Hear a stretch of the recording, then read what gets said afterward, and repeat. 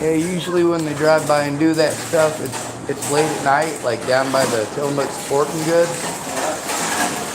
But yeah, that's not the first time they did it to me. Yeah, clear. Okay.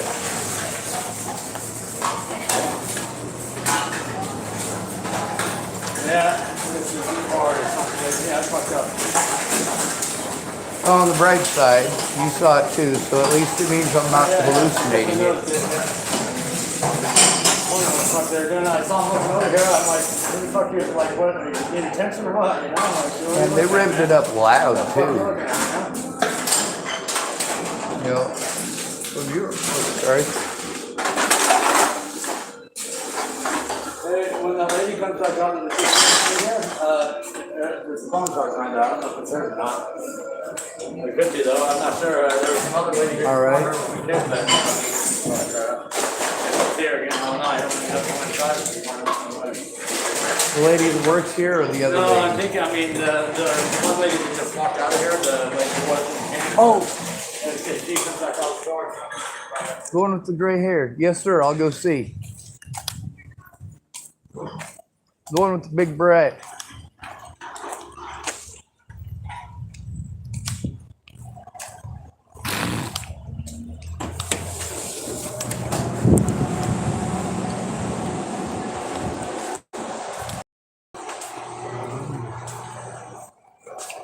All right.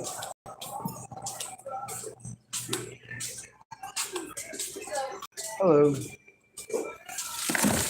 There's a gentleman out there turning in his cans. So there's a lady who just came in to turn in her ticket, and I think she left her phone out there. So I came in to see if she was in here.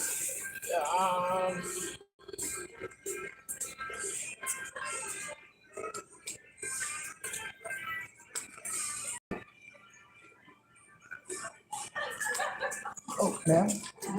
Did you leave your phone? That's not my phone. I was going to tell him it's out there. Yes, ma'am. Yeah, did you go ahead and do anything?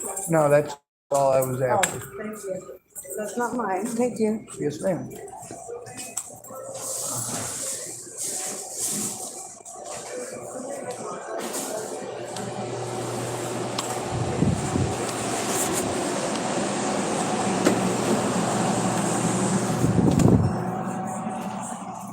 All right.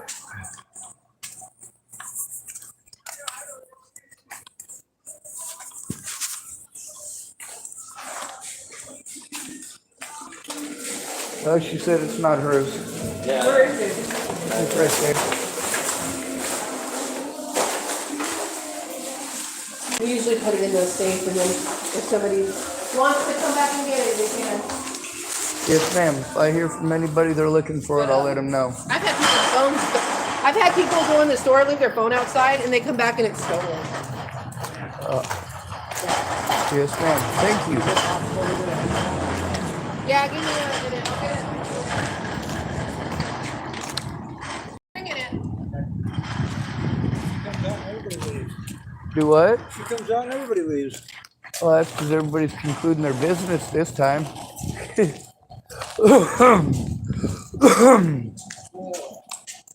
turned the ball ticket in? Do what? Have you turned the ball ticket in yet? No? You feel like turning one in? Sure. I got a 1440. I was just trying to get cut the ball. If I can keep from getting yelled at, I'd rather do that. I've been trying to do it for people just so they don't get in any trouble. Once a day if they're lucky.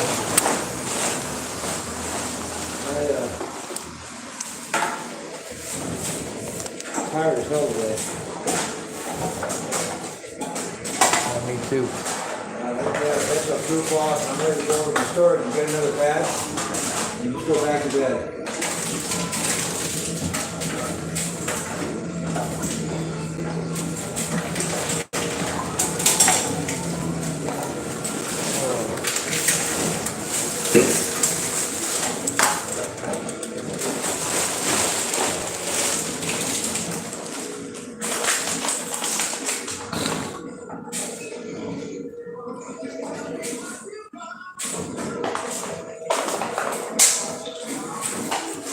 I like a lot of the caps they have here. Huh? I said I like a lot of the caps they have here just because of the size of them. Yeah.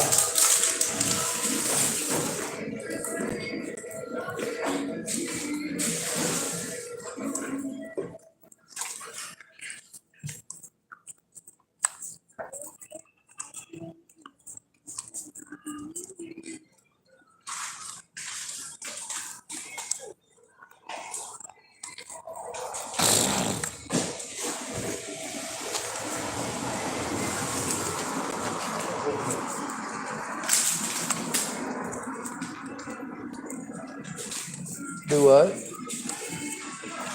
I'm talking to you. Does it ever talk back? No. Well, that's a pretty nice machine. Good for therapy. Come on, stupid Hoffman.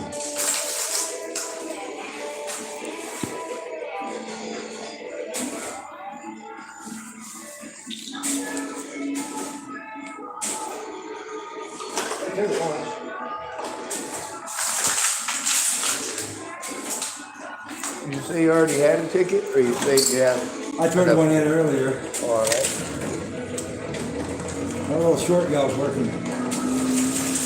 Jay's usually the only one I worry about that says anything. The redheaded guy. Yeah.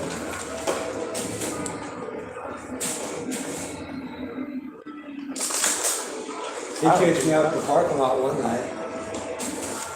Said, man, don't do that to me no more. I turned in a ticket and come back an hour later for another one. And he's like, don't do that to me. Look at Alex came by and dumped a bunch of cans in here that had mud in them.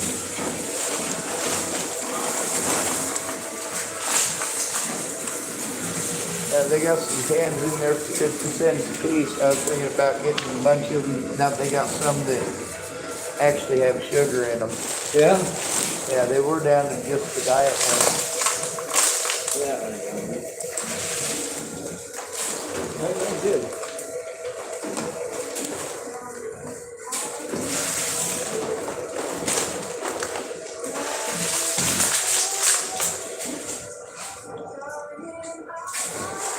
Yeah, I have shit for luck, man. Finally got a nice car and fucking have a propane tank blow up in it.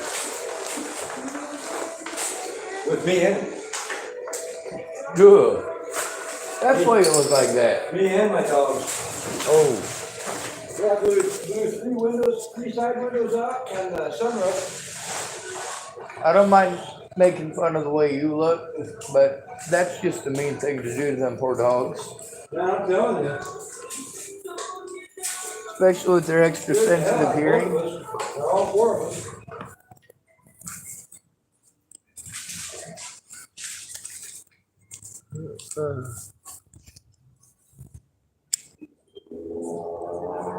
You too.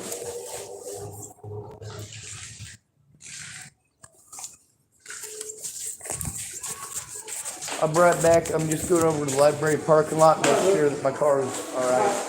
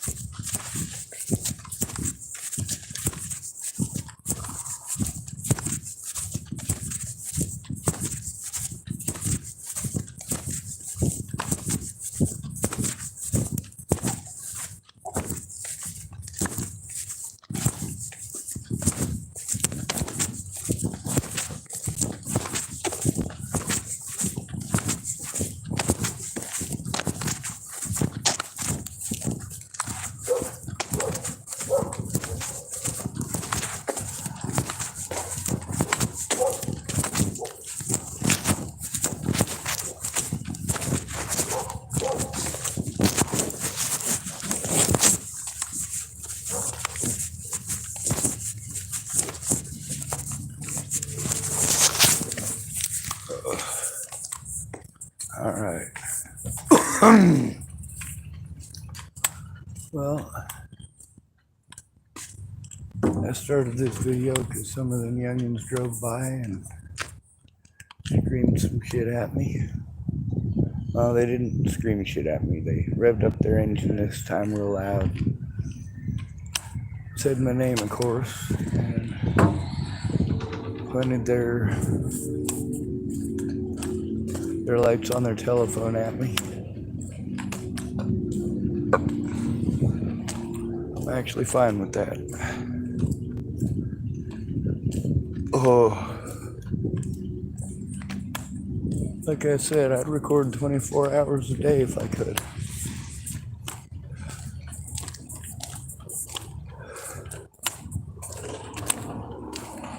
I don't do things out of meanness. Not even when I'm mean. If I am mean, it's because all other means have already been tried, attempted, and failed.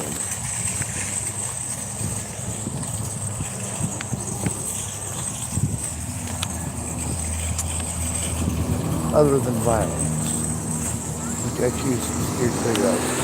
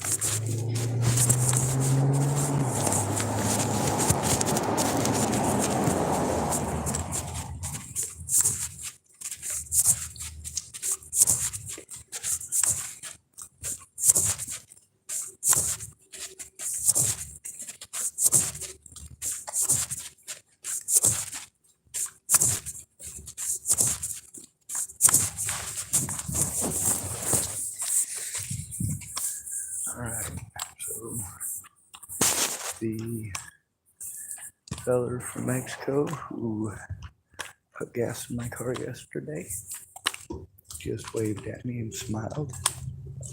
And the lady with him waved and smiled too.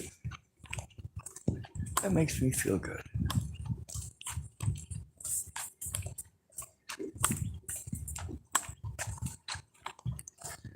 Yeah, I deal with a lot of meanness. A lot of other people do too. If we work together, things change. Things get better for all of us. Well, that's a little bit too big a diameter.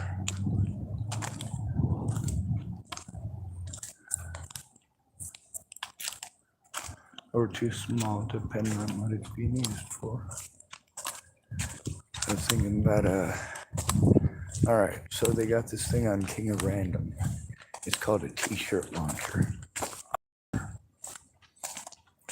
Apparently they're for like, spring break and stuff. You got a big old crowd and you wanna launch a shirt. It's, how do I explain it? It's literally just a potato launcher. A spud gun.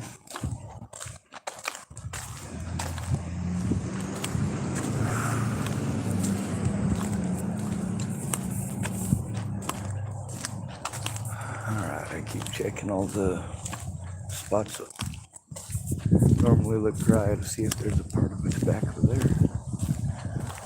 So I could roll it in with some of the other half cigarettes I got into a full cigarette. Everywhere I go and everything I see, I look at it and I think to myself, what can I make with that?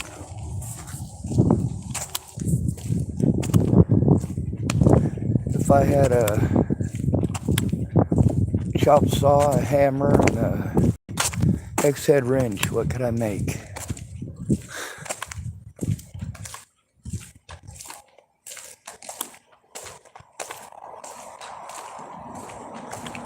What could I build? What could I create?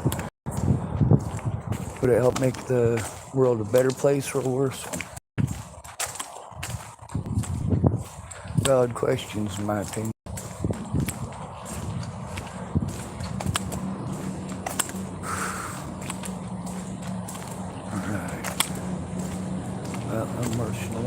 pretty decent pace. I've been trying to limber up my legs, but usually when I end up walking, I just kind of glide my feet.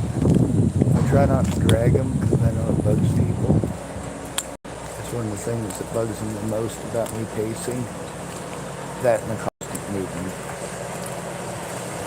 Oh my God, Sean, will you just slow down? My mental state has a direct correlation to my physical state. If I'm really stressed out, I'm probably going to pace a lot. I'm going to be tired. I'm also going to have problems sleeping. And with people being as rude as they've been, it's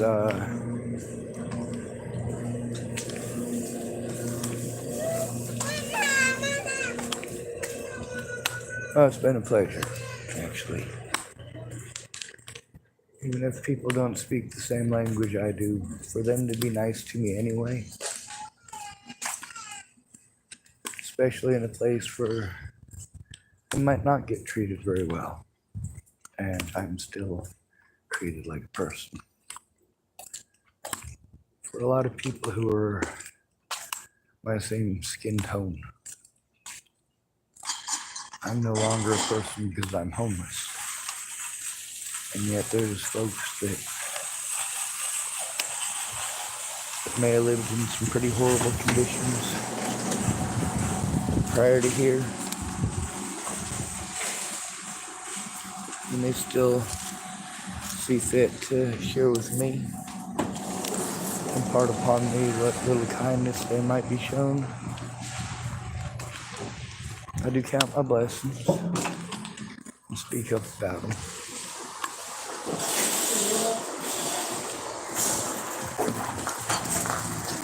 And when I say it's Hispanic folks have been taking care of me, that's not saying that there's no white people at all that have been good to me, because there have been. Not quite problems yet. All right. Or did you want me to wait? No, go ahead. I'm done.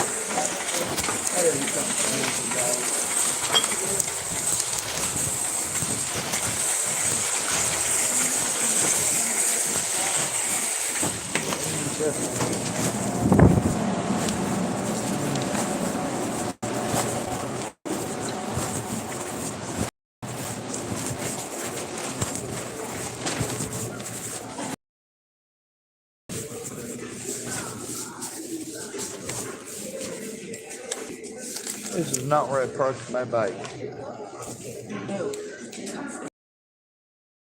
Bike anymore. But it's cool to watch the movie. Phone that was plugged in out the pocket. Yes, sir. Yeah, that was my phone. Christy, the merchants here for their phone. Thank you guys.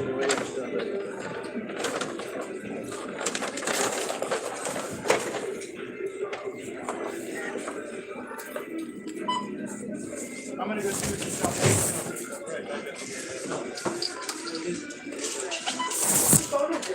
It's actually like one of my best friends. He's on his way right now. I have on my bike. No, that's fine. It's just like For 70? I'll go buy a mansion and a yacht. he's really lucky. I hooked on my bike and pulled out here. He's on his way right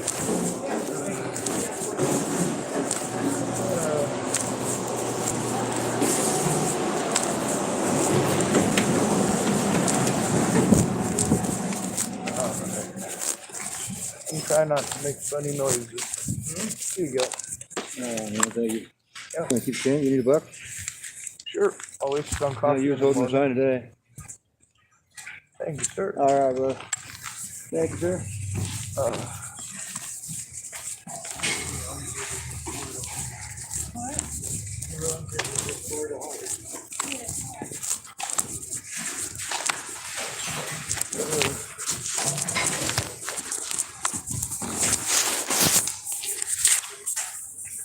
Some of the poles are big enough that you can possibly make a mini can launcher, like some of the smaller, thinner cans.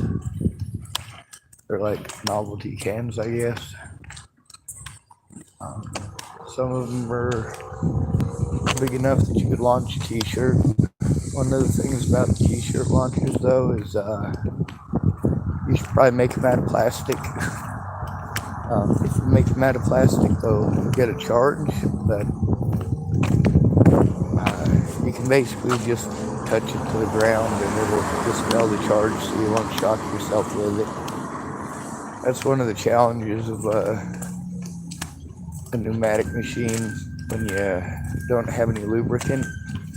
And if you're launching shirts out of it, you really don't want to use no lubricant. You just want to make sure it's good and clean.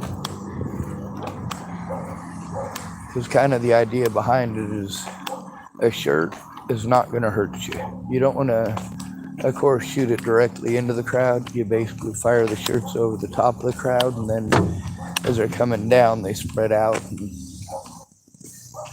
oh, cool! A drone.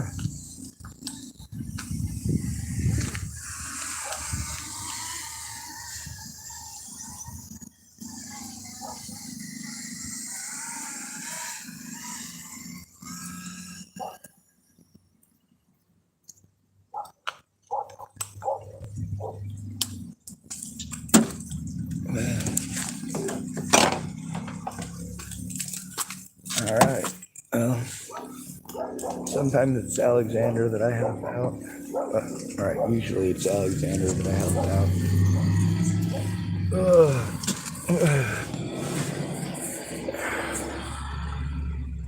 I kind of gotta not say no to literally everything.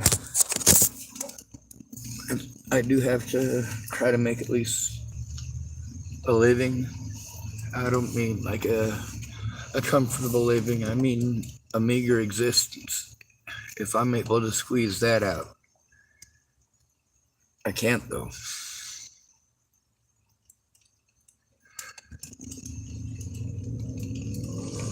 Oh.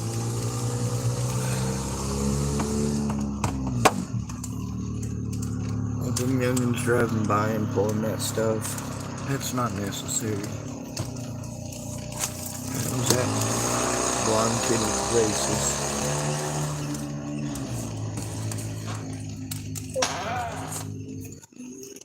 The one that was in a Mercedes Benz last time.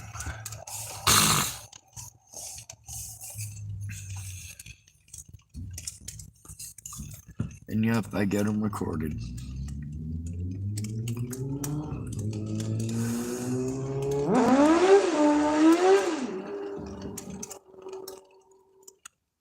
Huh. Well, I don't want to. I don't want to wear out my battery, so I'm gonna pull this stuff down and drive over to the Safeway parking lot for a few minutes. Then I'm gonna probably head over to another parking lot to go to sleep for the night.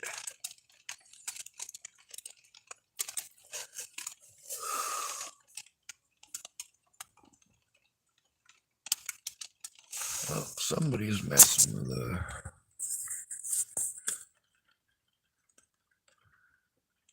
green,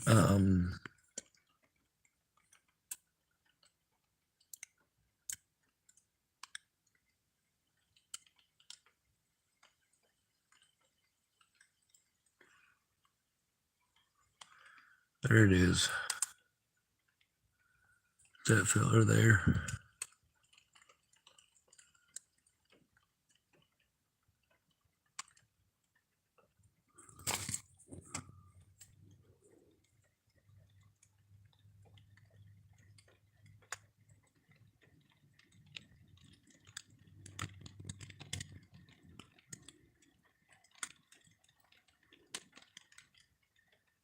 Huh.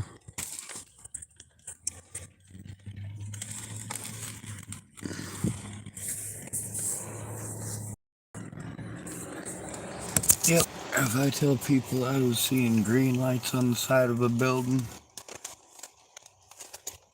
how I get treated? Like I'm fucking crazy.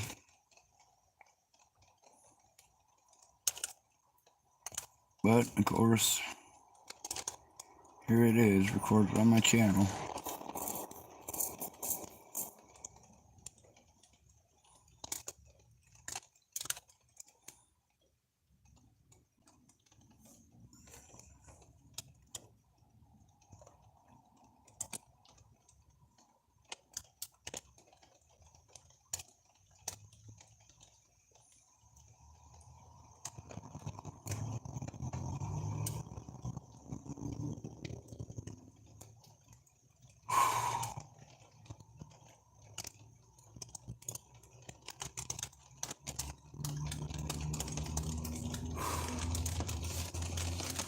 Alright.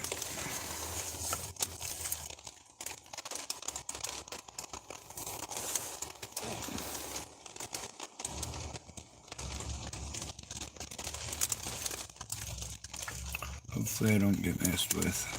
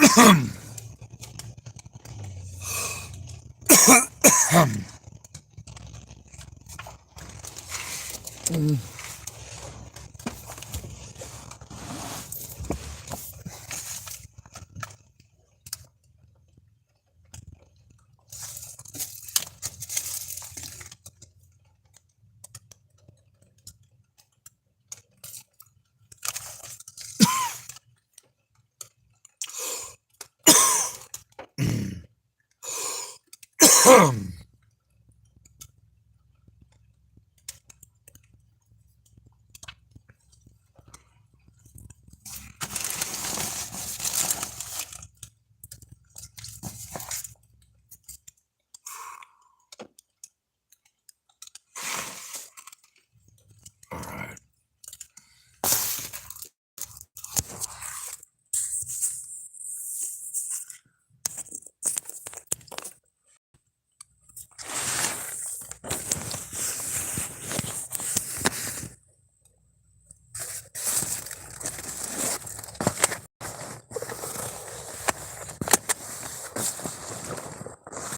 The guy who flies the drone around, he's always pretty nice to me.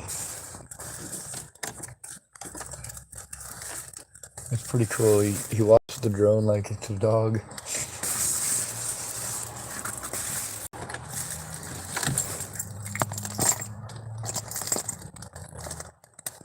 I guess it works. You don't have to pick up its poop.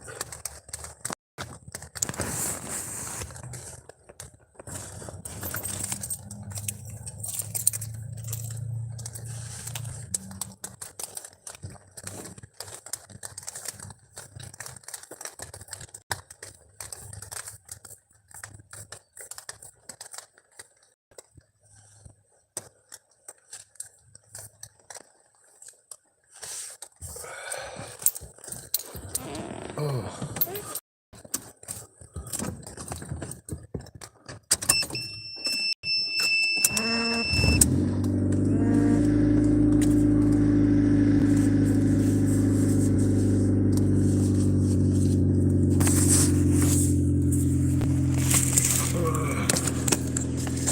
I don't have the ability to record 24/7.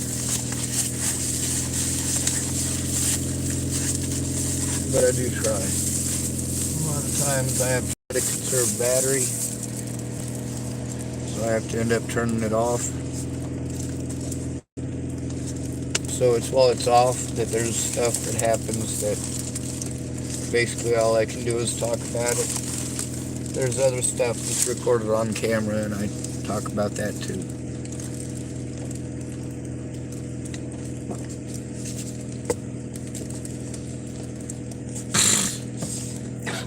Also at Starbucks, every time I hear somebody say pour over, I think in my head, pour over. So now I voice it out loud. Just because I like the way it sounds.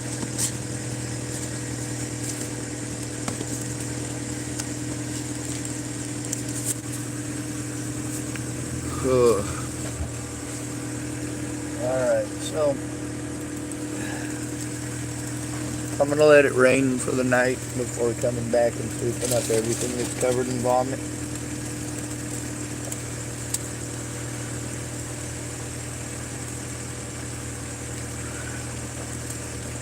I know it's a rude thing to do, but I'll be right back here in the morning. Ain't nobody gonna notice anyway. Uh, uh.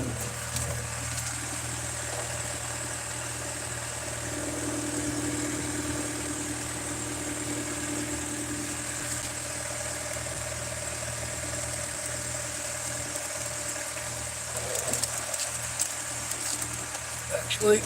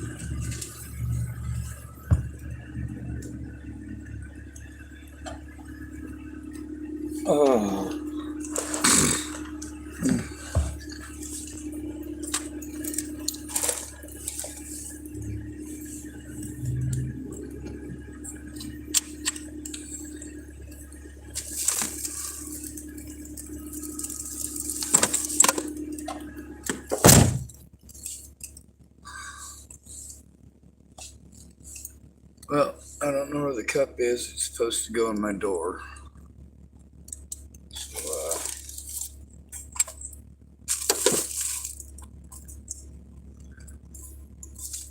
I guess I'm gonna have to use this as a light. Let's see. God, this whole fucking thing smells like vomit.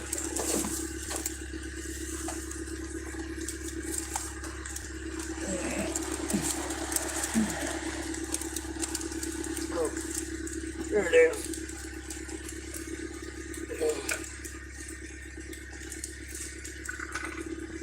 Fucking gross.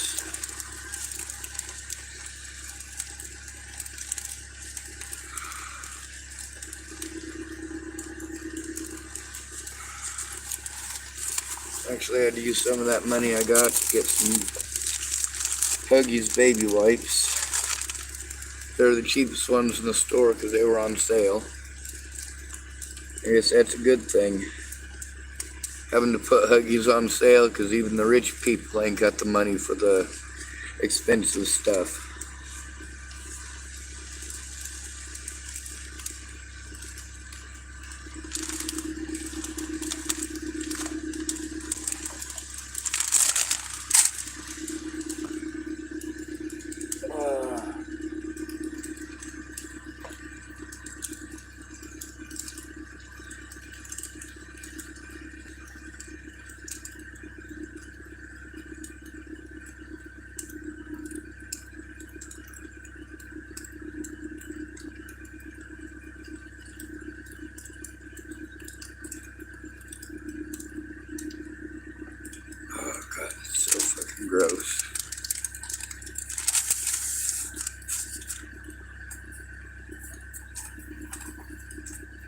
I was always able to handle vomit growing up.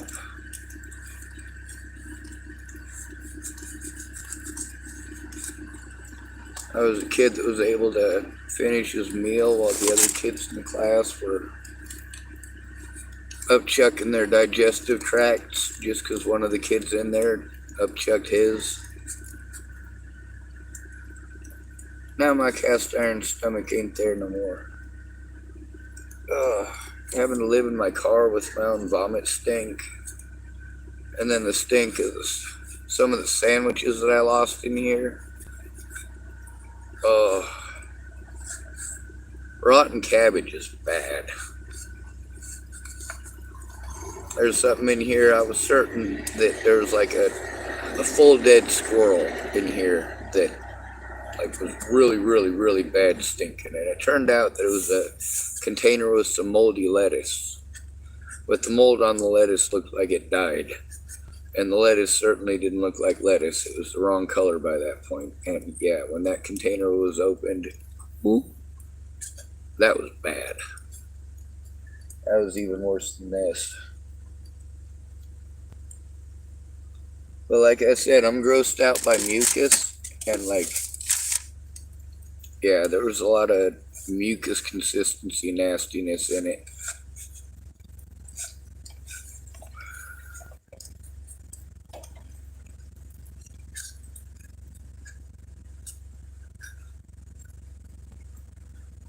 You're welcome for sharing.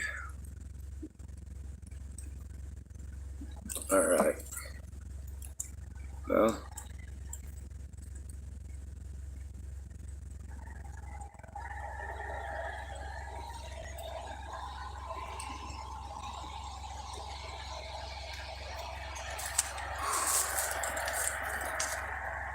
got some battery. And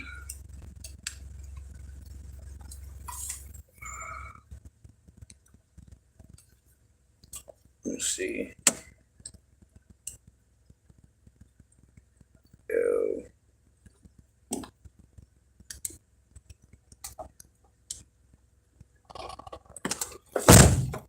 By tomorrow, that shirt should be rained on enough that I can pick it back up. Starting to rain a little bit heavier now.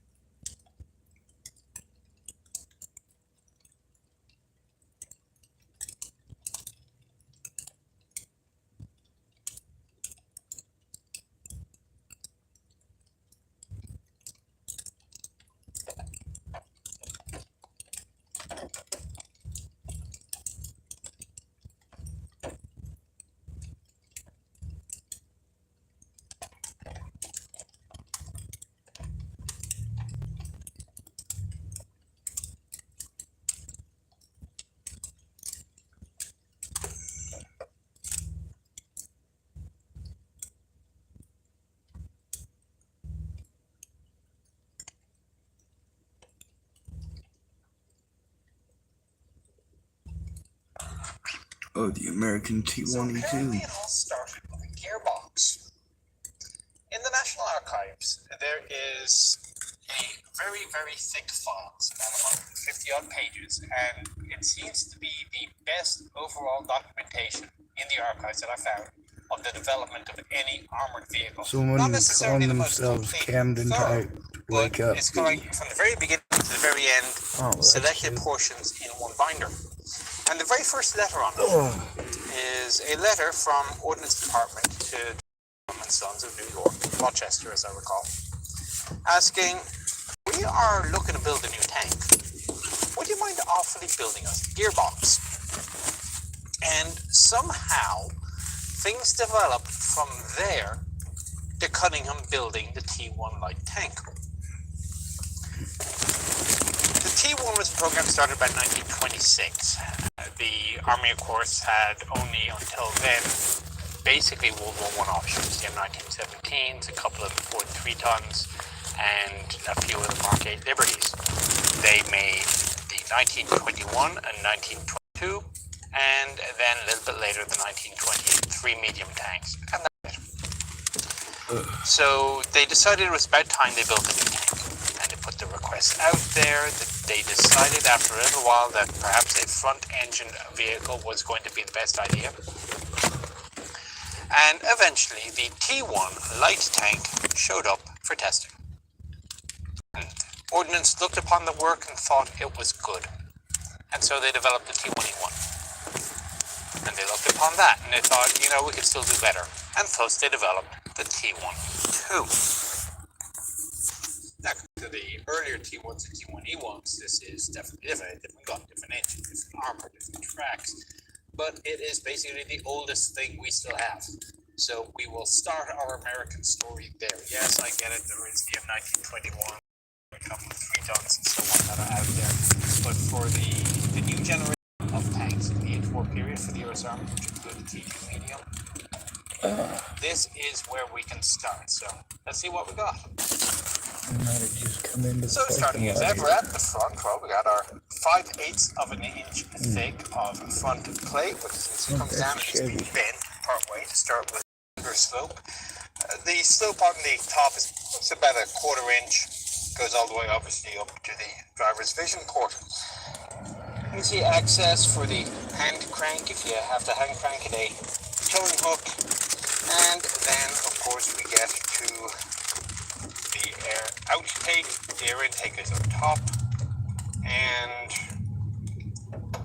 a radiator, a traditional old-fashioned radiator at the front.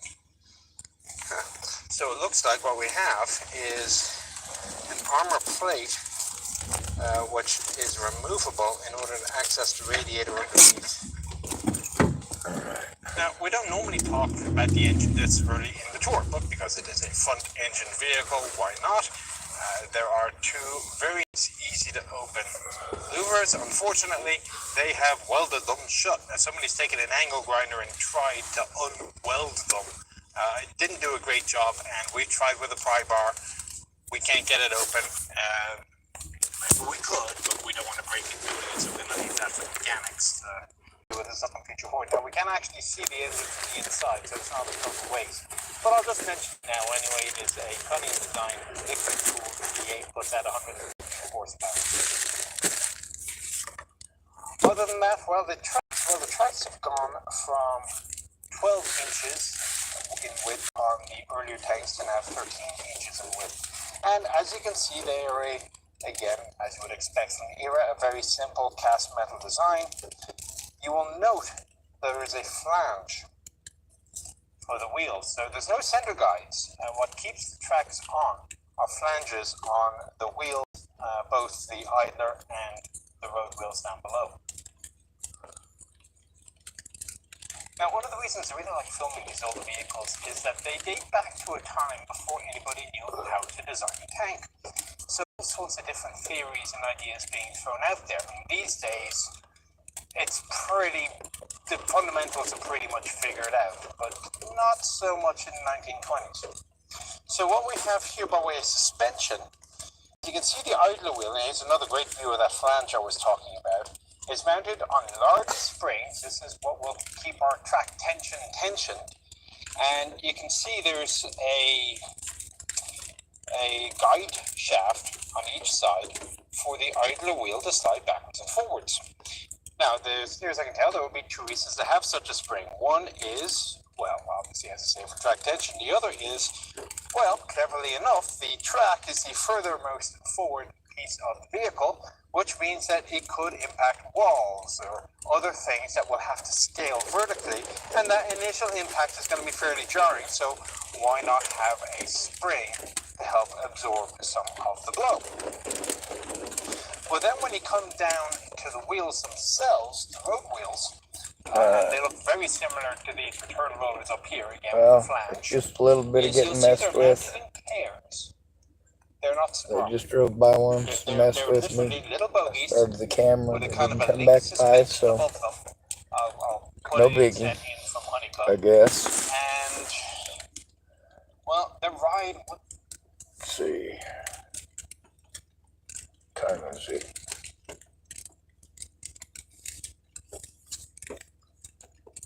I did get gas. I also got food. I ate very well today, thank goodness. I'm thankful for all the people that hooked me up.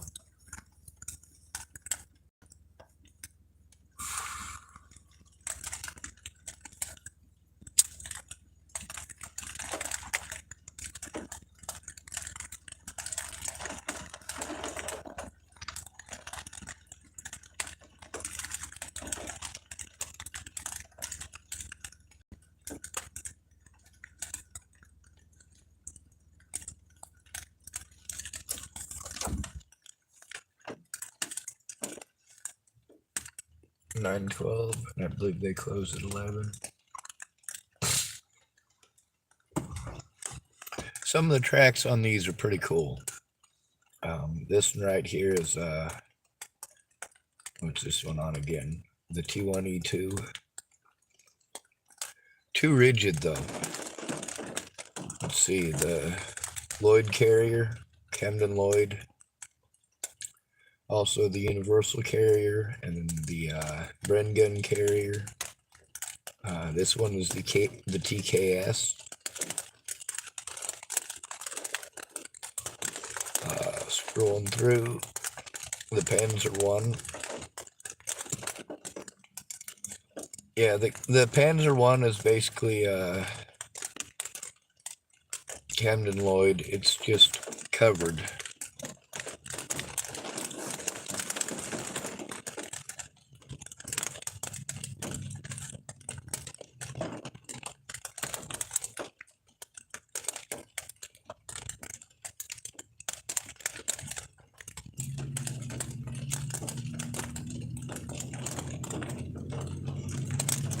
Looks like I got somebody on here trolling me. Get a lot of those. What do we do with them?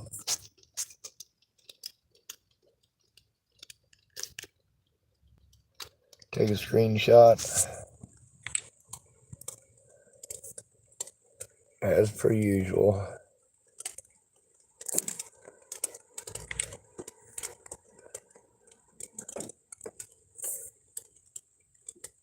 And then hide user on this channel. Blam. Bye-bye.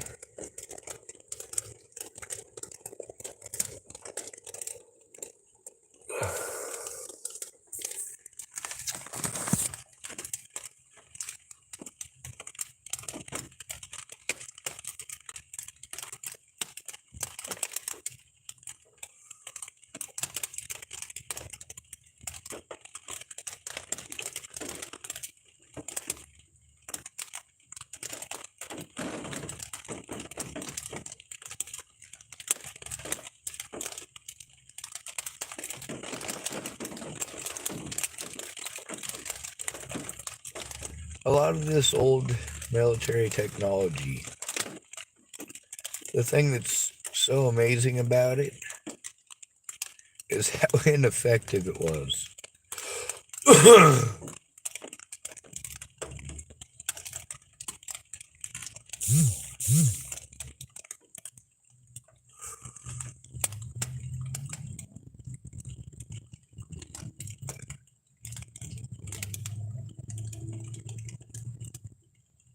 A lot of the stuff that we have today would go right through a World War I tank.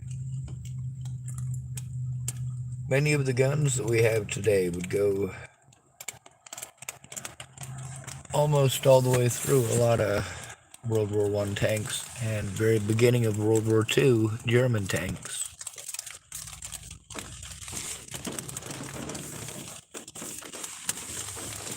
The Panzer II, 3, and 4 were all up-armored all throughout the war. And of course, once you up-armor it, you gotta increase the horsepower. Which means you gotta have a better engine. And at least they made them so they were kinda upgradable that way too, to some small degree. but some of the later models required an entire chassis rework.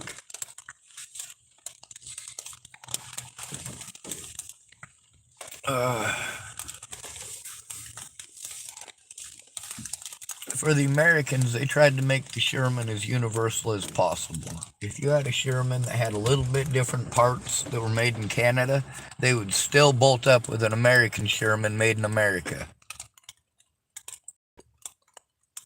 The United States is not the only country that made them. Something y'all might not know, Mexico actually took part in making parts for the Sherman tank. There's a letter that was famously to the president of Mexico about if they were to go to war with the United States. And Mexico said, well, yeah, we're not interested.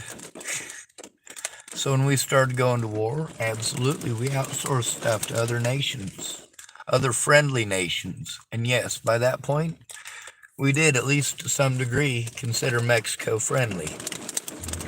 Especially after all that stuff going on with John J. Pershing against Pancho Villa and his men. One of the most famous generals of World War II is George S. Patton.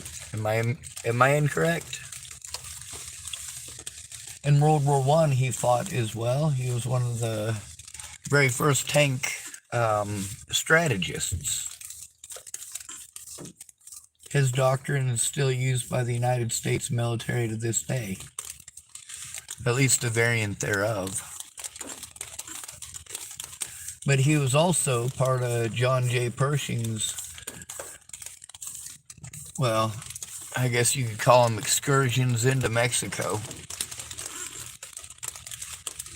They basically saw Pancho Villa and his men as terrorists. And so they basically fought as terrorists against Pancho Villa and his men. A couple of Pancho Villa's top men, matter of fact, were shot and killed. And then George S. Patton strapped them to the hood of his vehicle and drove them back to headquarters in the United States. Strapped to the front of his vehicle. Man.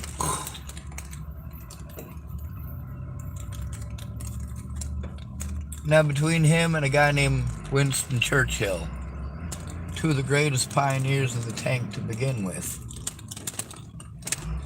between both their strategies, you get to read about Erwin Rommel's strategies. And what are Erwin Rommel's strategies based on? The ideas of Winston Churchill and George S. Patton.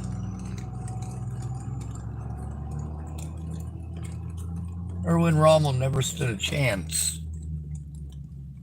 That's something a lot of these neo-Nazis don't get. They're like, oh, look at all this stuff that Germany made. Look at how much shit they stole. You call it borrowed if you do it, but stolen if they do it, right?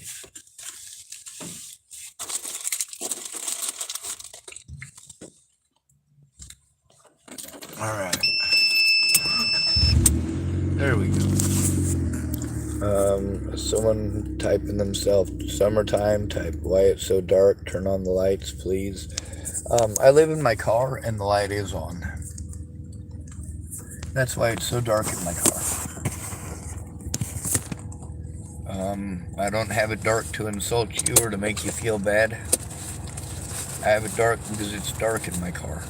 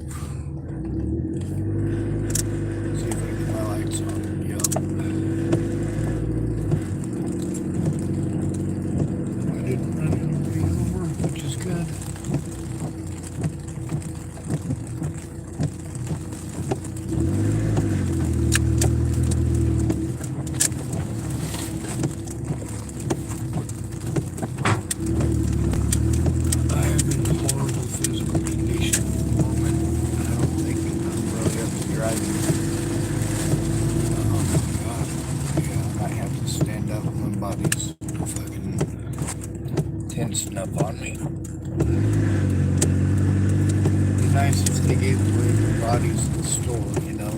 Yeah, this one's getting worn out. I'll just get a replacement.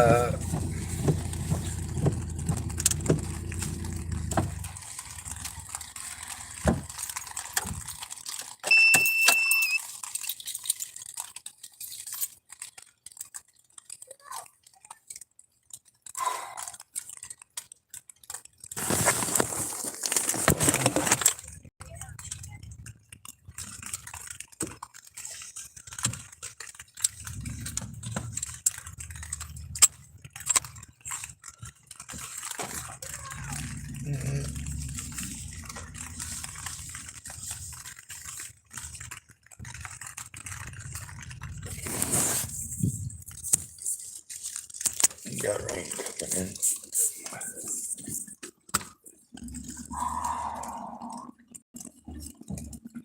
I'm not sure if I said this enough today, but thank goodness Hispanic folks. And I'm not sure if I've said this enough this week, this month, or even this year.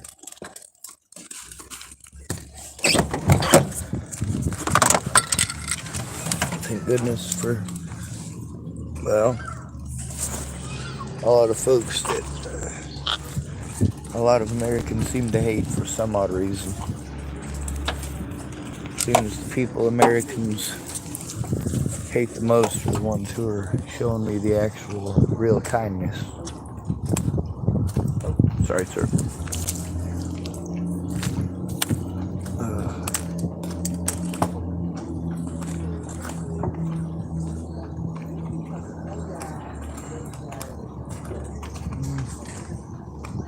So even though I started this video because some people squealing their tires and trying to bully me, the fact is there are a lot of people here who have been nice to me. Oh, thank y'all for being nice to me. I was just complaining about how horrible y'all treat me on my, well, right, not you guys. Actually, I complain a lot about how brown people treat me because they seem to be nicer than the Caucasian people. But I try not to be racist about it and go, ha ha, you're a jerk. Because not every white person is that way. Yeah. All right, so we will look that up. Okay. All right, have a good night. You too. Thanks for showing. Bye.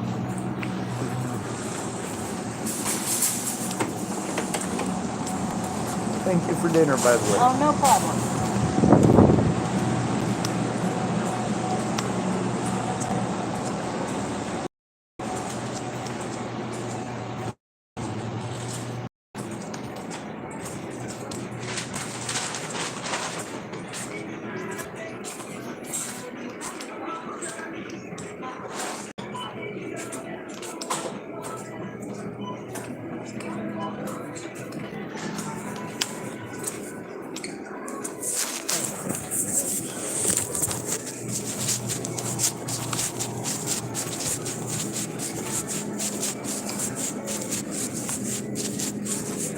All right. With it open like that, What's up? with it open like that, it actually looks really cool. It's really heavy, actually. Well, I'm glad you're lifting it, not me then.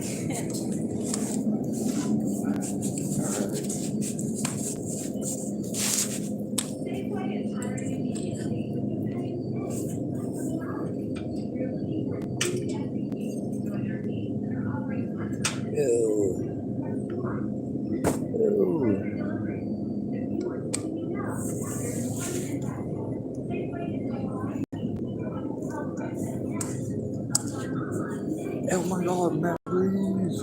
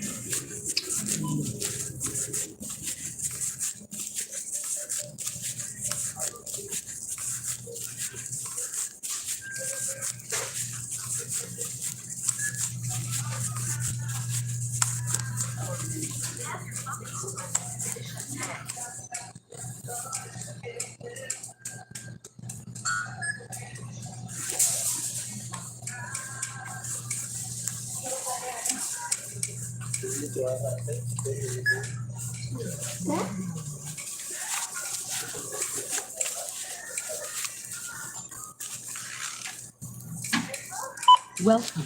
Help is required for this item. Please continue scanning other items. Help is on the way. Help is required for this item. Please continue scanning other items. Help is on. Your card has been accepted. Christy, what's the number for the single cans of soda?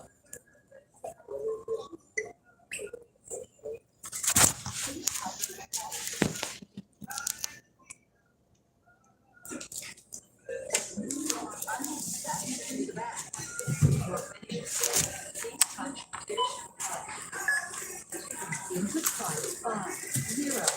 Select department. Set. If you have your club card, please scan it now. Input price 10. Select department. 10 cents. Input price 60. Select department. Scan.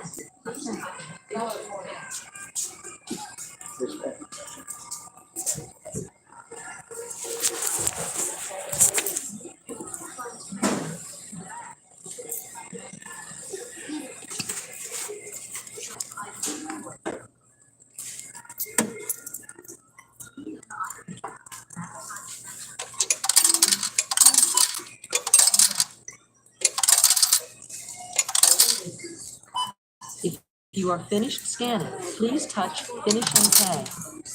Oh, yeah, that would be smart.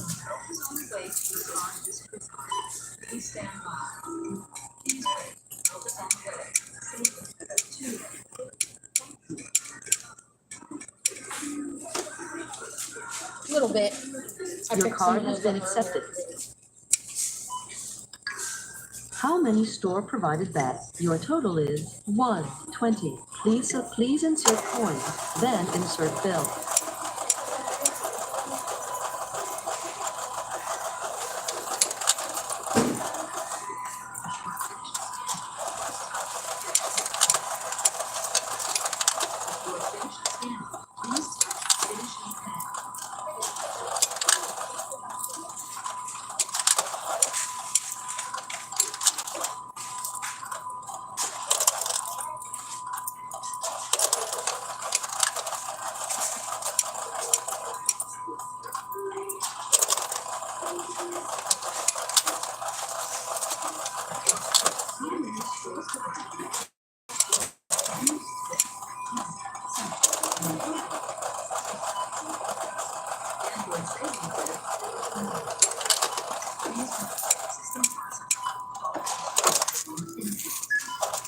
Please wait.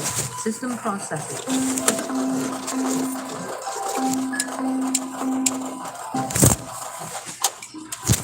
Please remember to take your receipt. Thank you. Welcome. If you have your club card, please scan it now. Scan items one at a time, placing them in the bagging area after each scan. For items without barcodes, touch the quick lookup button. Have a good night.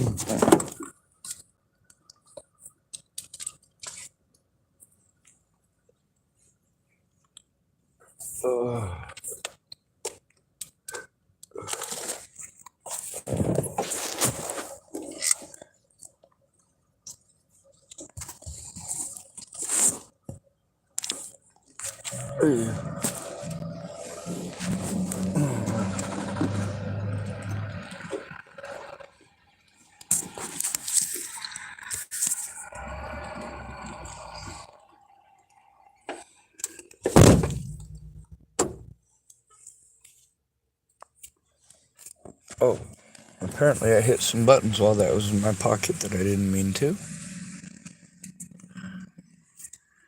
It happens.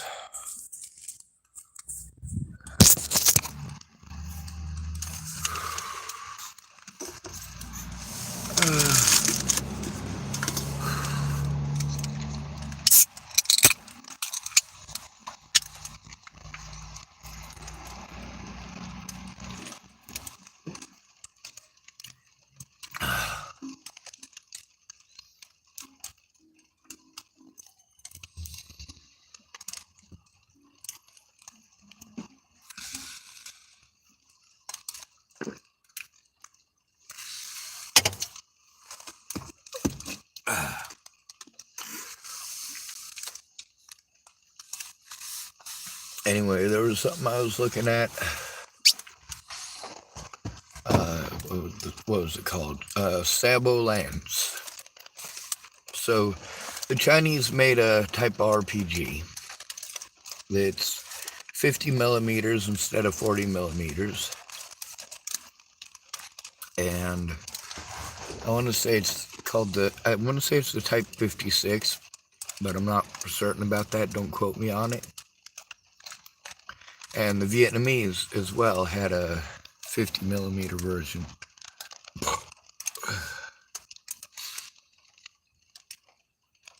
Sorry about the belching.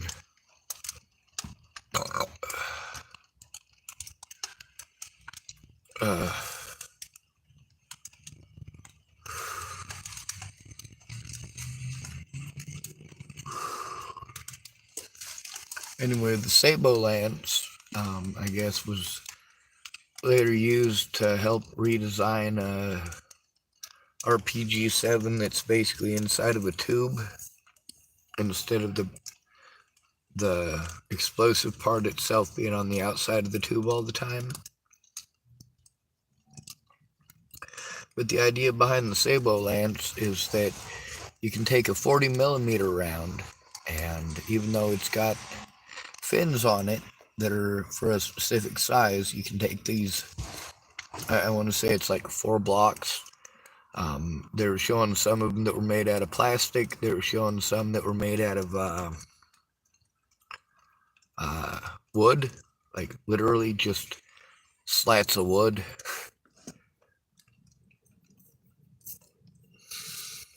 Five millimeters thick, and then just put 4 of them together.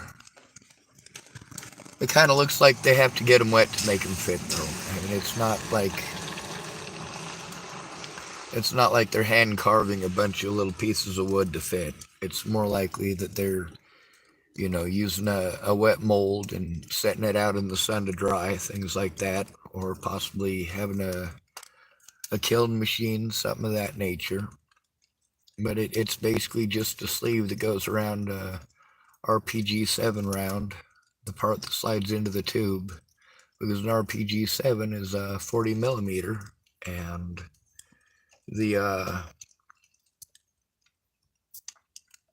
or not the RPG-7 round, but the RPG-2 round. The ones that the Vietnamese and Chinese made that were bigger, in order to fit a 40 millimeter round, they'd have to basically make the base of it stocky enough that it was actually up to 50 millimeters, but also do so without affecting the fins.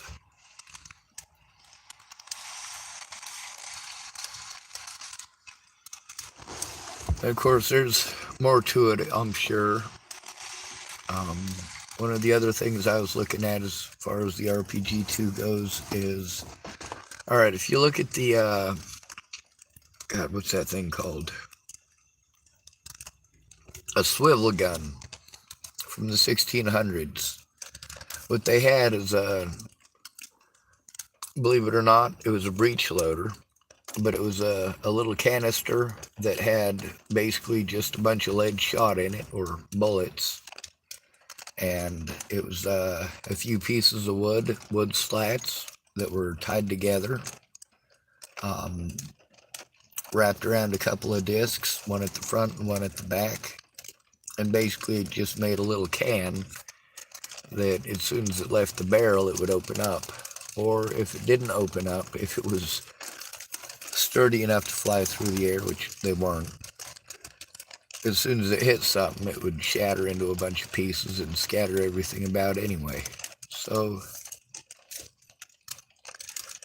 yeah, that's something that can be used in modern day as well. There was a guy who was showing a RPG round that he was testing out, and it was a whole bunch of really, really big ball bearings. And he shot them against a tree, and they shattered all over the place, over everything on his side of the tree. And I thought to myself, that's probably not a good idea.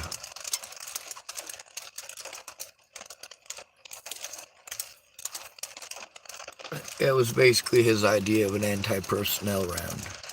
But that's also a way that you can turn an RPG-7, or any tube for that matter, into a giant shotgun. Now with the Prig launcher and some of the books on those and how to make them so that they're civilian legal, so that they follow the black powder rifle guidelines and stuff like that. Alright, we got somebody complaining about the light. Blinded by the light, ripped up like a douche, another runner. Alright, I don't remember all the lyrics to that song.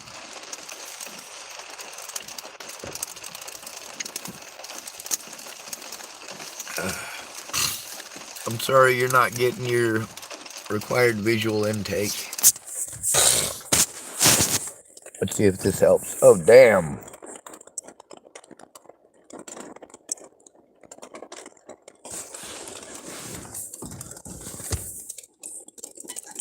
Anyway,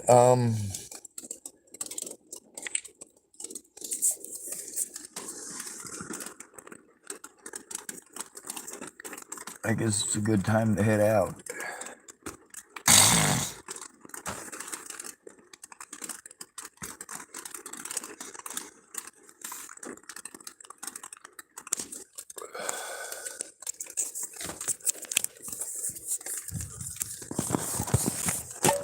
Getting back to potato guns and potato mashers and all that kind of stuff.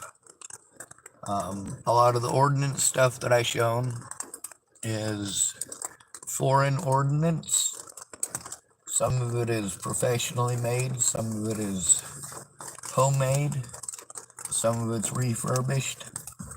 Some of it you can make in your own garage legally, and some of it you need a whole bunch of special permits for.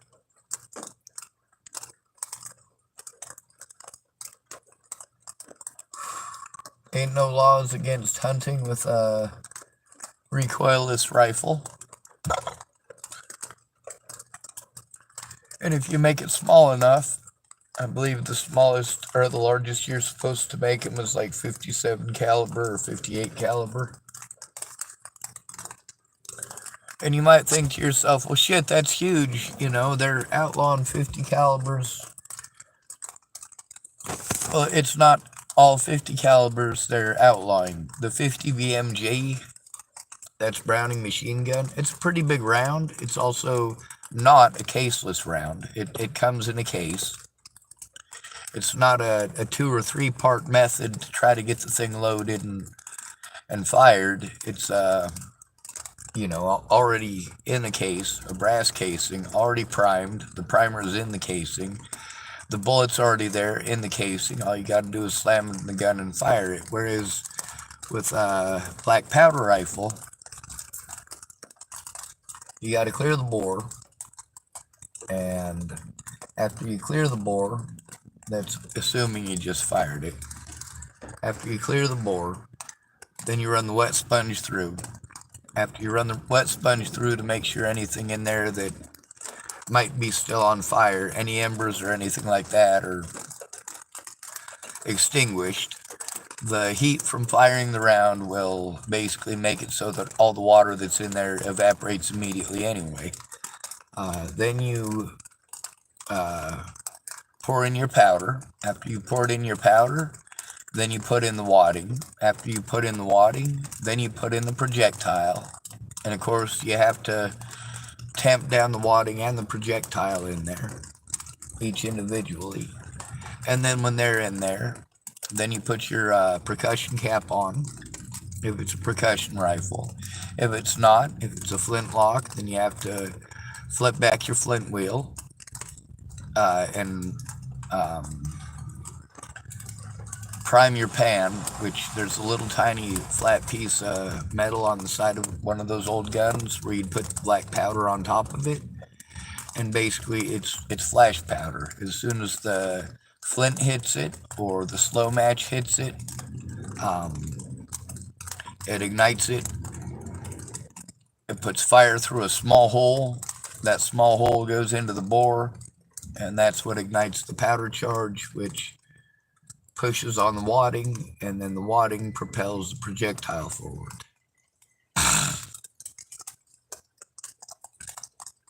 On a slow match, it's actually a touch hole, so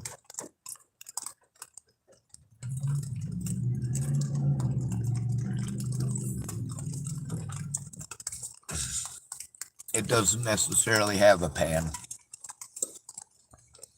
Some of them, they had it on the side just because you were going to be right-handed, and they had some that had a hole in the top that had a slight V in it, which is basically serving the same purpose. It's making it so that it's easier to flash it. But if it's on the right-hand side of the gun and you're right-handed, then the gun is on the right-hand side of you, and then the flash is on the right-hand side of it. So basically the flash goes off away from your face instead of directly into it.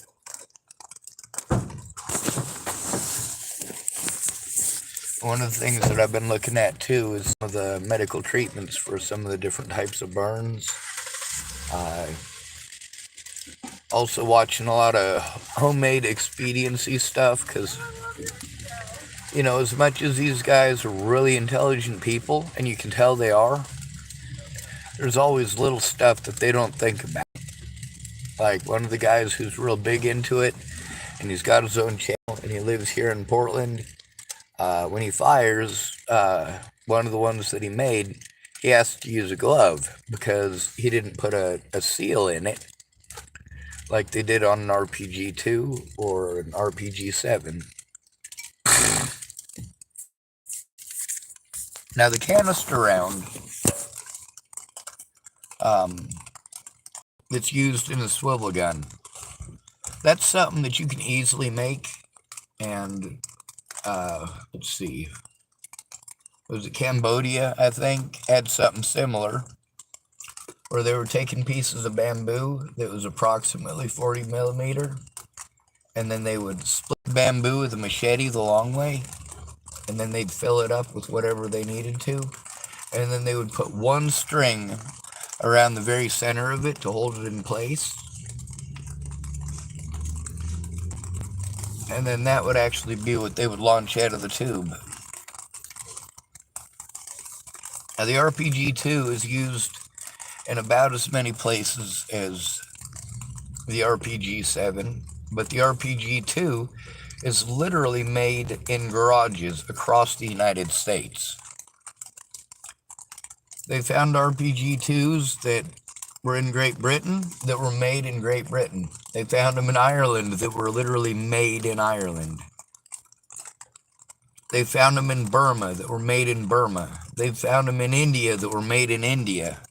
They found them in Canada that were literally made in Canada.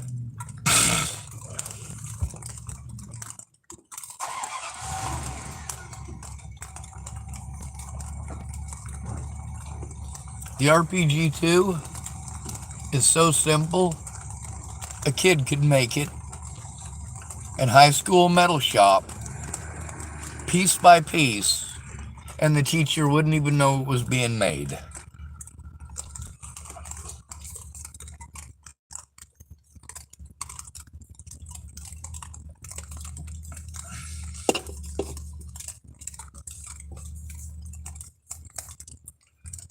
You just call it a lamp post.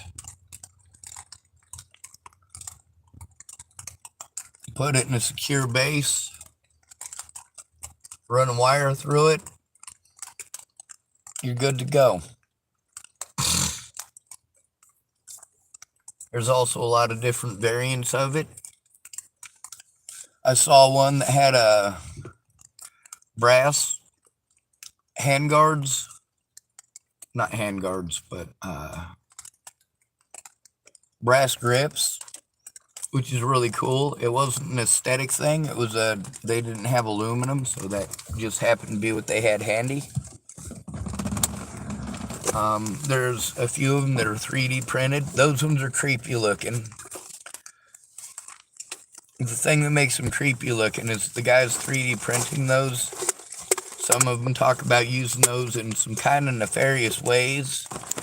And it freaks me out, not because of the nefarious ways, because we're used to that in RPG 7 or an RPG 2 or anything of that nature, aren't we? The thing that's creepy about it is that when they're 3D printed, they're in some pretty flashy colors, and, you know, it reminds me of a kid's toy.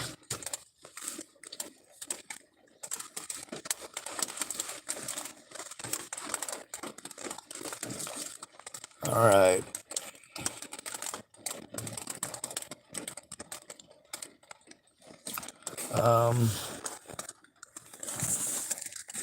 Let me see. Someone calling himself David Rogers has been typing a lot. I'm sorry, I was not trying to ignore you. Let's see. David Rogers typed, in the UK, they ban a lot of hunting. Good ILD, Russian AK. Pew Pew is about guns and aiming, etc. A little pocket gun only have 6 bullets. At home, the AKA ranges. I like the machine gun I never used before. David Rogers also typed, the T-Widerer is explosive. Did you know that? It can't burn through door locks. It can burn through door locks, etc. PG-2. Yes, the PG-2 is the name of the RPG-2 projectile. And the T-Widerer stuff that you're talking about, we would call it coffee creamer. It depends on the type of coffee creamer. And no, the stuff that we have today is not the same. It doesn't work. It's not an explosive. And I've heard that they used coffee creamer when they made the Panzerfaust in World War II. But they didn't. Now, because it's a powder, like most powders, but not all, it is flammable, just like sugar dust is flammable, just like flour is flammable. If you just try to light a bag of flour on fire, it's probably not going to work. But if you drop it from 50 feet into a steel drum, and there's a fire next to the drum, yeah, it'll go.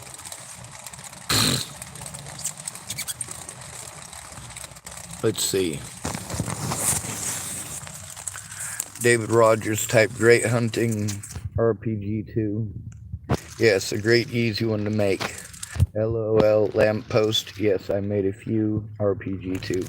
Yeah, I've never made an RPG-2, but I did get to help a neighbor when I lived in Denver. A couple of Sten number 2s or Mark 2s.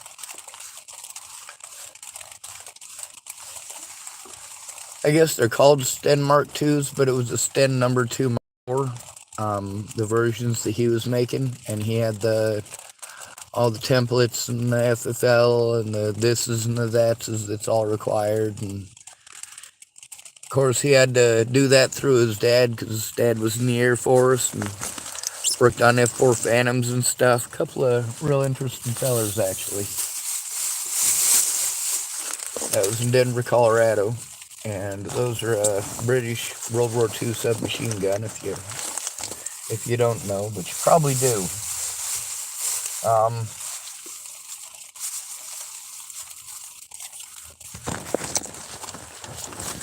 As far as using something as a hunting rifle, no, I wouldn't use something like an RPG-2 for a hunting rifle.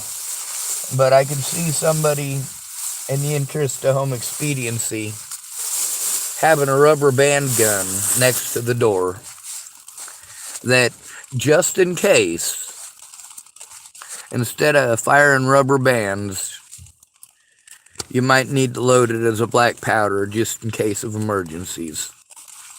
And I did design a couple of firearms to fit along that lines. Basically, I designed things so that they can be made multi-purpose. Some things were never thought of as multi-purpose. For example, a jet engine. A lot of people wouldn't imagine that a jet engine could actually run on any flammable liquid. If it's a flammable liquid, you can run a jet engine on it. So they've run jet engines on everything from vodka to whiskey to Chanel No. 5. Multi-purpose. The RPG-2 is multi-purpose. Some of the nations that have them, they completely phased out the RPG-2 in favor of the RPG-7.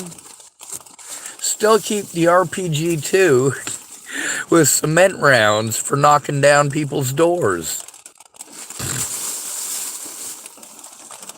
What would happen if you tried that with an RPG-7? It would definitely be overkill. No matter what, it would be overkill.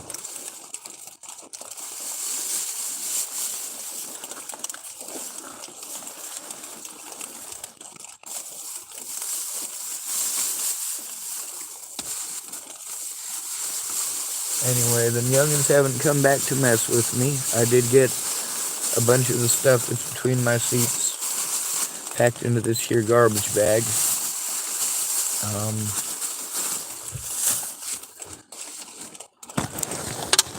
A lot of the stuff that we take for granted here in the United States ain't that far away.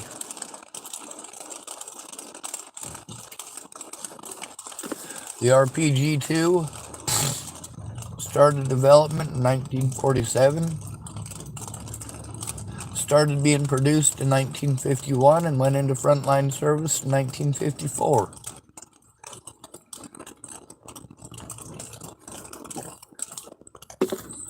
It remained in service from 1954 to 1961.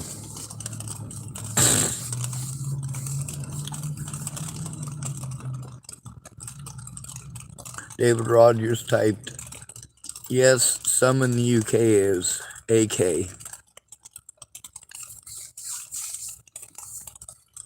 The Automat Kalashnikov. That's a good damn gun, too. There's, not that you've seen it, but this might be a good one that's cool to watch. Just because you get to see each individual piece broken down into its most simple parts. Let me see.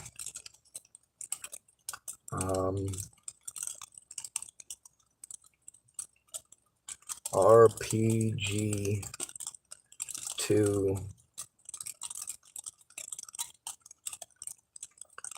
The one in specific that I'm looking for is being restored. Ah, here it is.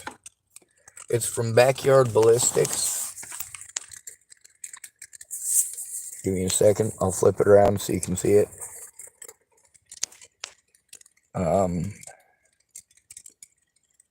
Let's see. RPG 2 still going strong after 65 years. Now the one on the bottom, it says restoration of RPG 2 Vietnam War rocket launcher. Obviously, that thing has seen better days.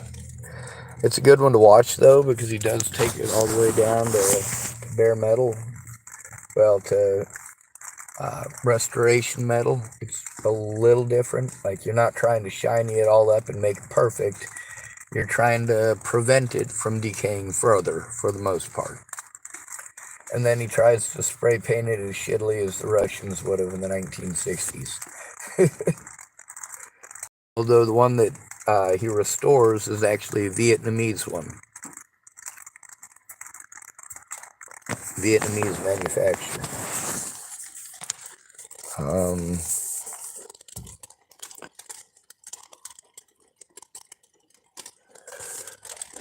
I'm not sure what you're typing there. Some of those words are foreign to me and I don't want to mispronounce them. But a lot of the RPGs that you get today, they have rubber dummies. One thing that you can do if you want to mass produce, you order one of the originals and then you completely cover it in grease. And then you throw some baby powder on top of that grease. And then you press that into a silicone mold on one half of it. And then you do the same thing with the other half. And then you could mold yourself a whole bunch of them out of that silicone mold once you pull out the piece in the center. Now, it could be a metal one. It could be a rubber one. It could even be made out of styrofoam. It really don't matter as long as it's the right shape and size. Now, the RPG 2 round is a lot different than the RPG 7 round. The RPG 2 round fires the same as Panzerfaust from World War II. It's got a black powder propellant charge, and that pushes the warhead out of the end of the barrel, and that's about it. That's all the propulsion that goes into it. With an RPG-7, on the other hand, it's got the initial black powder charge, followed by, I want to say, between 6 and 8 little holes that poke out of the side at an angle. And each one of those are nozzles to an actual rocket. So the RPG-7 is literally a rocket-propelled grenade. Or the PG-7 is literally a rocket-propelled grenade. But the RPG-7 is not a rocket-propelled grenade launcher. It fires the grenade itself by a black powder charge or a cordite charge. It doesn't use a rocket at all. And some of the projectiles that come out of it are also, they don't use a rocket. So it's the ammunition on it specifically that is rocketed. And the RPG moniker that goes to the RPG-7 and to the RPG-2 is actually an American variant of the words that are used to describe it, which for theirs it's a handheld grenade launcher, basically. It doesn't have the word rocket in it at all. Now, the PG-7 round has a rocket attached to it,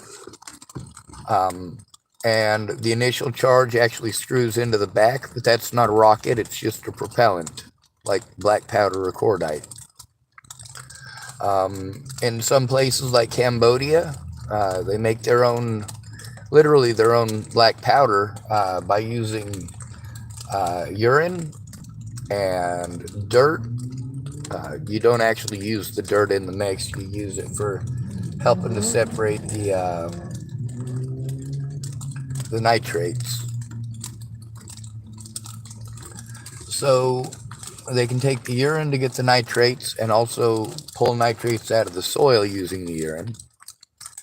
And then they can utilize just charcoal. You can make charcoal just about anywhere. You can even pull charcoal out of your fire. And there's, 3 parts to the mix. Gunpowder is not a difficult thing to make. So they're actually able to make their own RPG-2s in Cambodia out of stuff that they produce at camp. Piss, dirt, no problem. Charcoal.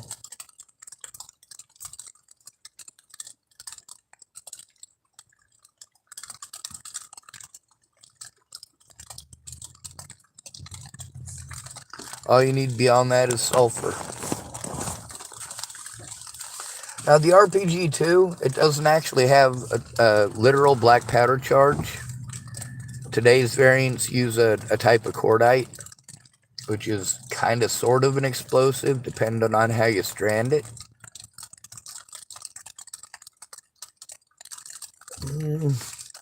Let's see. David Rogers type something basing born. Let's see. Was in the first shot and target practice 10, which was the highest score. I like 3-pin aim. Yeah, the 3-pin sights. I'm not a fan of those. I do like alright, the triangle sights? The 2 front triangles. They come to a point like that instead of a single post in the front. It's the 2 pieces that almost come together like this. And then it's the single needle rear sight on them. I like those sights a lot. But they're real fragile, and they're really easily bent, and they're easily broken off if they're cast. But I think those are the best sights as far as if you were to make them protected for shooting. Those are the 2 best ones. As far as military use goes, though, I mean, you're going to be using it every day. It's not like going out and hunting just when you need food. I mean, you're going to be out there with your rifle, on your pack, on your back, every day, day in, day out. You go to bed, it's right there, right next to your bunk. It's right next to your rucksack. It's, it's always there with you. It's not like out on a farm where it's just sitting behind your door and all you need is a little dinky pencil front sight and the bunny ear notch in the back. Let's see, David Rogers typed best AR-15 optics and scopes. Loopholed, that's it. Just loopholed. The reason for that is because they've got the reflexive sights. Or no, not the reflexive sights, the colored silhouette sights. That's what it is. Basically, it's got 3 different colors of dots, or 4 different colors of dots, depending on how much you're willing to pay for it. And the size of the torso on a deer is what you measure which dot you use. The torso on a deer, top to bottom, is about the same width as a man's torso, shoulder to shoulder. So you can use the same circle in it for each silhouette.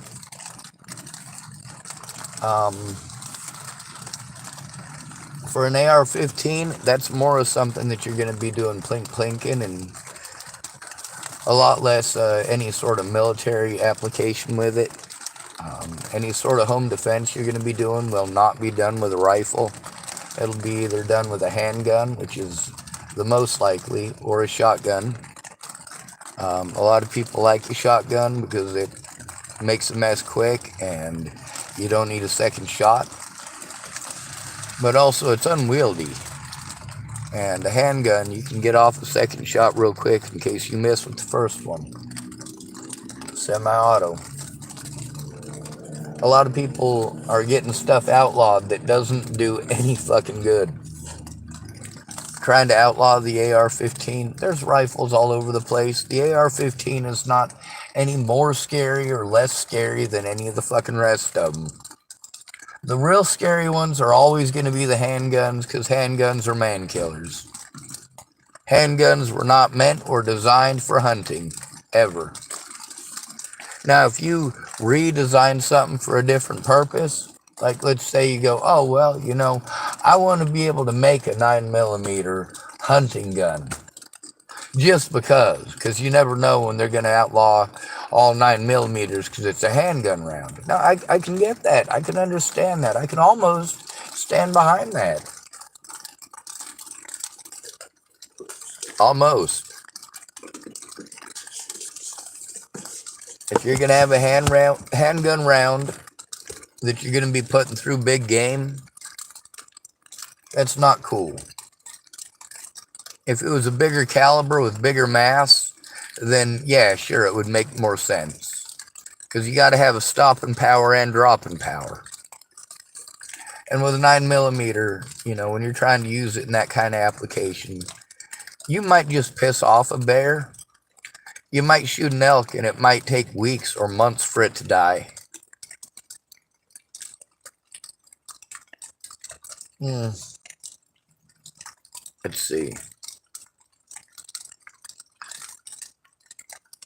David Rogers type pew pew tactical.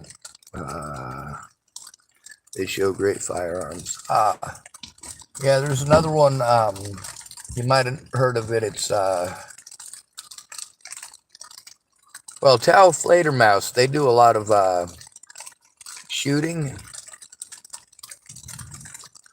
with rounds that people send them from all over the world. They just send the projectiles because it's just a chunk of something usually. One guy, he sent in spark plugs. He made some shotgun rounds out of spark plugs. Another guy made some shotgun shells out of piano wire that was spun around a spindle. Another guy took like little pieces of doorknobs and stuff, and you know, they basically try to test out any rounds that they're sent.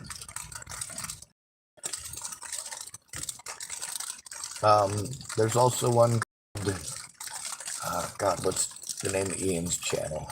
Forgotten Weapons, that's what it is. A lot of the stuff that I like checking out is on Forgotten Weapons, ForgottenWeapons.com.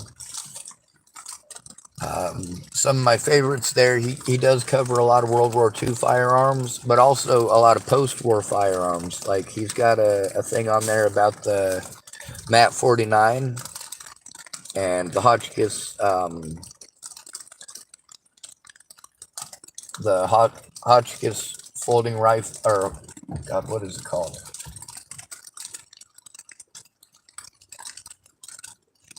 The Hotchkiss Universal, that's what it's called.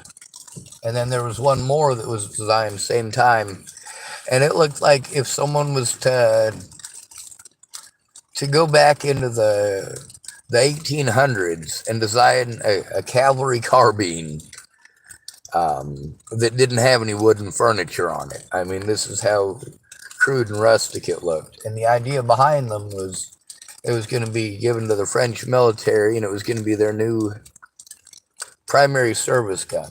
Like, sure, they'd still have men with rifles, and they'd still have a man with a medium machine gun, and they'd probably have a couple of guys with light machine guns, but their primary squad carrying capacity was, especially within urban warfare, would have been the MAT 49. And the Vietnamese actually ended up with a lot of those. They rechambered them to I think it was 745 Tokarev. I probably got the numbers wrong on that.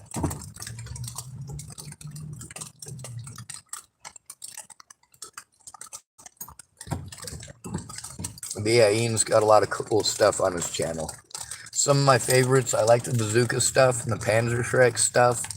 But Weaponology, that's a good one to look at. You look up Panzerfaust, Panzerschreck, Bazooka on Weaponology, And it's got some pretty cool stuff about each of them. Now, one of the things we've got going on here in the United States is we do have some laws that give us some leeway as far as what we make and what we build, and also what we use it for. Over in the UK, you guys don't have so much of that, but you still have a lot of play that you can work with as far as projectiles go. Like if you make a barrel, let's say if you were to make an RPG-2 type of item, well, you might not be able to make it, so that the thing slides inside of the barrel, but you can make it so it'll slide over the outside.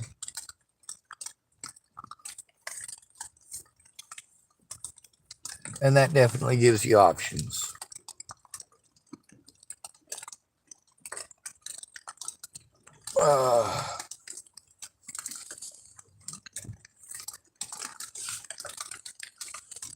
Matter of fact, that kind of gives you even worse ideas, I'd think. Although if you were to take that same concept there, the barrel over instead of inside the barrel idea, and you were to make it so that it's got open ports at the very end of it, kind of like on an RPG-7, where its second stage, the actual rocket stage, is angled ports. The rocket actually burns in reverse. The flame, or the propulsion pushes forward and then gets ported back in at an angle. So if you were to do something like that in Great Britain, where you were to make a RPG type of implement that was black powder driven, like an RPG-2 style of thing that was black powder driven, just make sure that it slides over the outside of the pipe instead of the inside.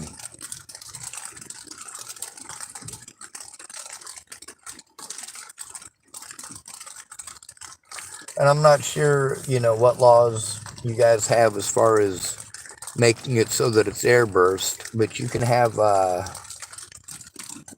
do you call that?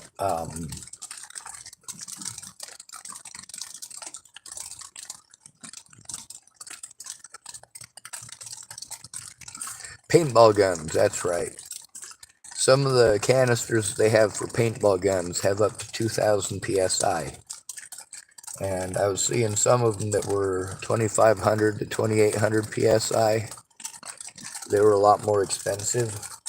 But on something like that, as long as you were able to put it together similar to a prig, or what do you call that? The Matador or the Armbrust rocket, where it's got either plastic flakes or crushed cookies is what they use in the prig, and you've got that as a counterbalance on the backside, then you could probably make it so that you're able to fire it using just compressed air. Now here in the United States, there's stuff that you can make. You can make it so that it looks exactly like the original as far as the projectile goes, but it can only look that way. As far as the way that it functions, it's not allowed to function the same way. It's basically a static display. In order to actually make it functional so that you can go out, like the guys here in Oregon that have done that a little bit recently, going out with their homemade Expedient rockets and stuff, or RPGs, sorry. There's certain laws they have to follow, like they can't assemble the charge until they get to the range. It's not allowed to be actually attached to the rocket or to the projectile until they get to the range. There's safety protocols as far as what they're allowed to do to it, what adaptations they're allowed to make to it, how much of a charge they're allowed to have in it. I don't think Oregon has a bore size rule, but I know a lot of other states do. Some states it's like 57 millimeter. And I guess that's not too big.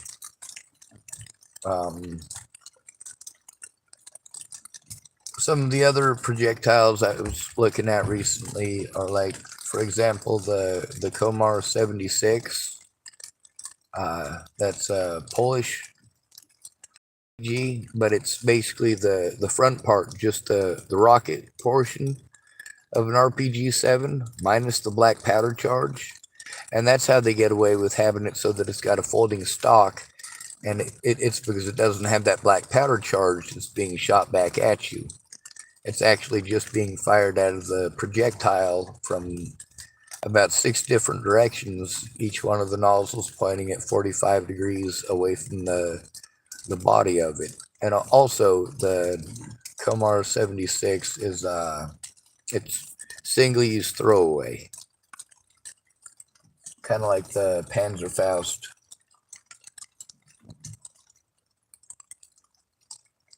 All right, let's see what time it is. It is 10:19. They close here in about an hour. It's Sunday night, so I should be reasonably safe and decent. And sneezing real quick.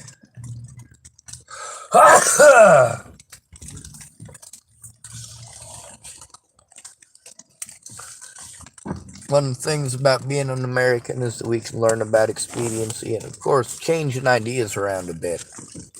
The canister shot is a great idea. Plus, Americans are allowed to own black powder cannons. Did you know that? Yeah, pretty cool, huh?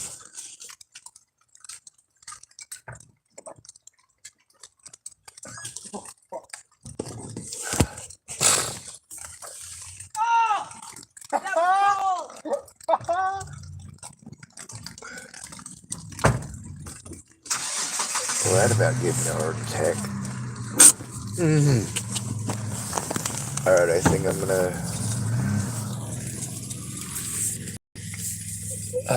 well, it's raining pretty good now. I think I'm gonna walk up next to the building and see if anybody left any half-smoked cigarettes there. I should be so lucky. If there ain't, oh well.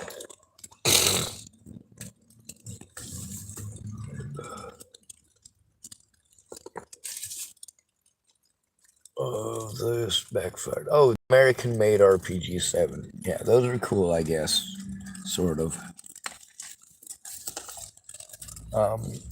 My favorite RPG out of all of them, I do like the, Alright, well, I'm going to start off by saying that I really super like the Panzerfaust 250, which was never actually mass-produced during the war. They only, the Germans only made a few prototypes of it. But it was pretty effective. It's similar to the RPG-2, and the RPG-2 is almost a near mirror copy. Just they simplified some of the components and toughened up a couple others. Also, the RPG-2 is a multi-launch tube, and the same thing with the Panzerfaust 250. But most of the other Panzerfaust were single shot only. Basically, as soon as you fired the projectile, you threw away the tube too. That's not really a smart idea, especially when you're having a steel deficiency. It's actually a lot easier to put carbon into something like that anyway, and make it so it'll last longer than it is to make 20 or 30 of them. If you were to take one Panzerfaust, make it so that you could fire 5 or 10 rounds out of it, that'd be a lot more useful to you and your unit.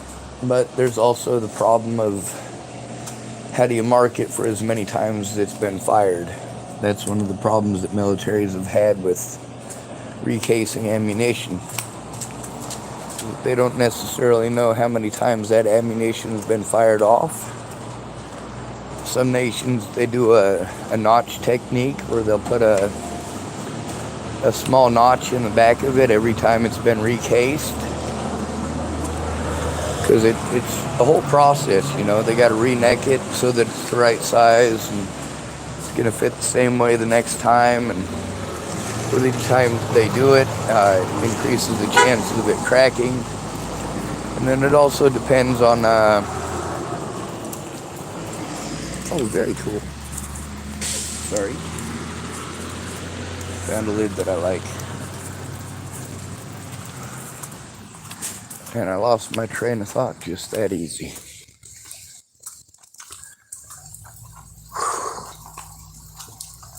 Anyway, so the RPG-2, it could be a decent basis for a hunting rifle, I suppose, but yeah, that's a little overkill. For a Sabo launcher, though, if you're gonna make something that's about that size, you could probably make some 3D printed Sabos, or take some wooden dowels and cut a couple of end pieces and then just wrap it in some light wood and a piece of string in the center to hold it all together.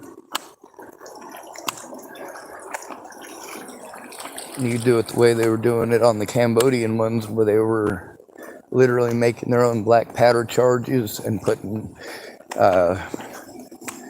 they made rounds out of bamboo. Some of them were bamboo with rocks in them. Some of them were bamboo with BBs in them. Some of them were bamboo with caltrops in them. And some of the ones they're using in Burma are pretty gnarly as well. I guess there's a faction called WA, and they've been using, like, all right, they'll make one of their RPG-2 rounds so that it's 2 halves of bamboo, and each one has something heavy cast into it, like clay or lead or things like that. Stuff that's easy to get a hold of from the some of them they'll make cement, stuff like into it, and then they'll have a length of barbed wire in between, and they'll fire that out at the end of it. Now that would be scary as fuck. As Americans, there's a lot of different stuff we're allowed to have, and a lot of our ammunition is actually unregulated. I mean, it's regulated to some degree as far as standard manufacturing, but as far as, say, you've got a shotgun, it's the shotgun that's regulated, not the ammunition.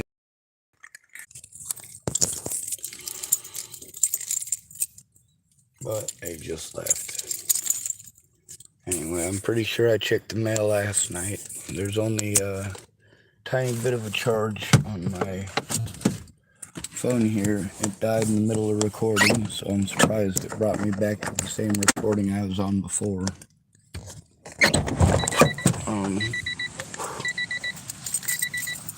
Wow, for not being able to see the lanes, I did a pretty decent job of parking. I'm only taking up 2 parking spots. Oh shit, there. Nope.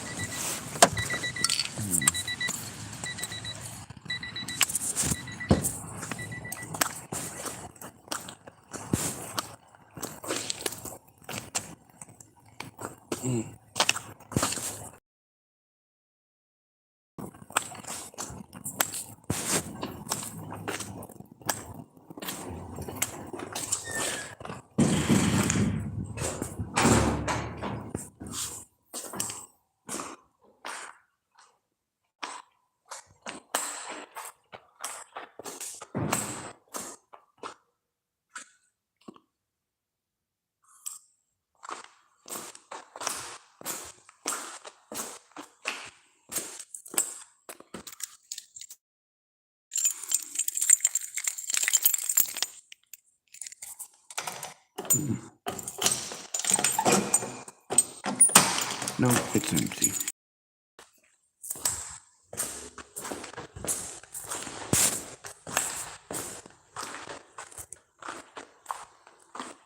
Alright.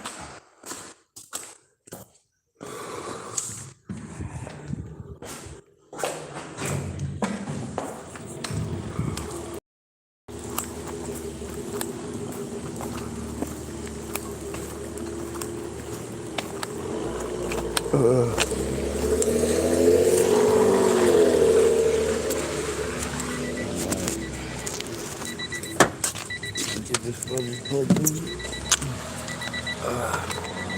We'll get down to the other end of town. Hopefully get a few minutes of sleep. Maybe.